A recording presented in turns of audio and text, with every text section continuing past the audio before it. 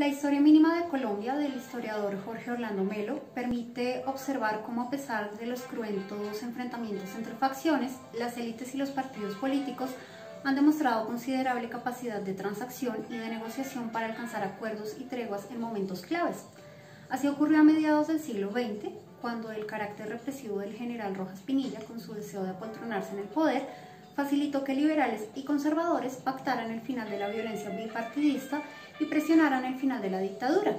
En términos generales, pese a la evidente conflictividad y a diferentes gobiernos de signo autoritario, hubo una considerable estabilidad política e institucional durante la mayor parte del siglo XX, exceptuando el periodo dictatorial de Gustavo Rojas Pinilla entre 1953 y 1957. El pacto bipartidista puso final a la violencia política entre partidos. Sin embargo, el surgimiento de nuevos actores, la irrupción de movimientos revolucionarios y en los años siguientes de grupos mafiosos, narcotraficantes y paramilitares propiciaron nuevas y más sofisticadas formas de violencia. En cuanto a las orientaciones de los revolucionarios y las ideas que movieron a las guerrillas, hay algunos académicos, como el historiador Lori Sanata, experto en los populismos latinoamericanos, o intelectuales otrora revolucionarios, como el historiador chileno Mauricio Rojas, que han referido una matriz religiosa en ese ideal revolucionario de imposible realización que busca instaurar por la vía revolucionaria una especie de reino de Dios en la tierra, y muchas veces han asumido luchas o causas como una religión secular, aunque los efectos de esas experiencias revolucionarias, populistas y totalitarias estuvieron muy lejos de concretar la imposible promesa del paraíso terrenal. Recuerdo que hace algunos años, cuando empecé a interesarme en las sociedades magrebíes, me llamó mucho la atención observar ciertas manifestaciones de jóvenes estudiantes universitarios musulmanes que por un lado arengaban imágenes y proclamas de Che, de Fidel Castro, de Mao o de Lenin, y por el otro hacían muchas alusiones religiosas, pero no en un sentido crítico sino confesional. Todo esto dentro de la universidad.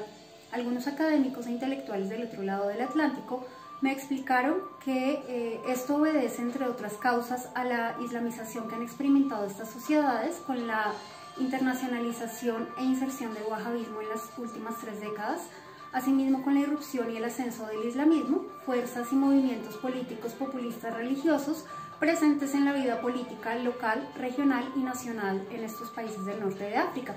A este respecto, en una perspectiva sociológica, tenemos a Leila Slimani, que ofrece una mirada de ciertos comportamientos y de la cotidianidad de las sociedades magrebíes que resulta muy útil para tratar de entender estos fenómenos de populismo religioso. La idolatría hacia las figuras de Che, de Lenin, de Mao, entre otros, es usual en el ámbito universitario de América Latina. Lo que no es usual es esa dimensión confesional. Es decir, en las universidades públicas de América Latina, la religión no está presente en la cotidianidad o no lo está de esa manera. Y cuando se la trae a la escena universitaria es para debatirla, para cuestionarla o para criticarla. La religión es un asunto privado de cada individuo y eso está bastante claro en el ámbito universitario, aunque en los colegios y en las instituciones educativas confesionales el elemento religioso sigue estando presente. No obstante, en las universidades no se da ese deseo o competencia entre los jóvenes por mostrarse como buenos cristianos y acérrimos practicantes de su fe en caso de que profesaran algún credo. En un primer momento, esas imágenes de los jóvenes estudiantes universitarios musulmanes me resultaron contradictorias e impactantes. Después, haciendo algunas lecturas sobre esa matriz religiosa que también ha estado presente en los revolucionarios, en las guerrillas y en los populismos del mundo latino, mi impresión cambió.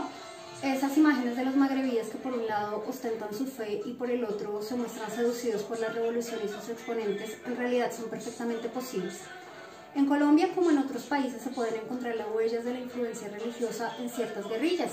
Revolucionarios y guerrilleros, marxistas, leninistas, fidelistas, guevaristas, bolivarianos, católicos, hispánicos, tropicales, han sido y son católicos, no solo sociológicamente, sino creyentes y practicantes.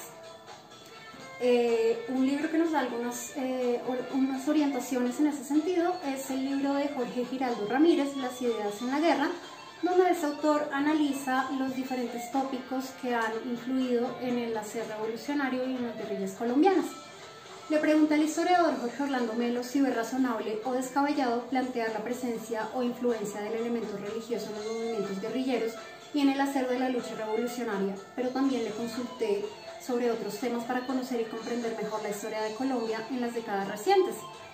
Por ejemplo, acerca del proceso constituyente y que llevó a la Constitución de 1991, como inserción arriba a la modernidad al final del siglo XX, o los cambios sociales y culturales de estas décadas y la construcción de ciudadanía. De todos estos temas hablamos esta semana en nuestra cuarta y última entrega con el historiador Jorge Orlando Melo. Gracias, escritor, ha sido un placer conocerlo y tener ocasión de consultarlo y comentar con usted diferentes momentos de nuestra historia, una gran oportunidad para intentar entender un poco mejor este país.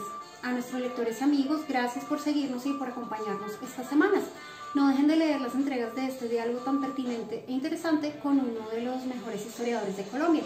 Y si todavía no han leído Historia Mínima de Colombia, por favor no dejen de hacerlo porque es un libro que realmente vale la pena.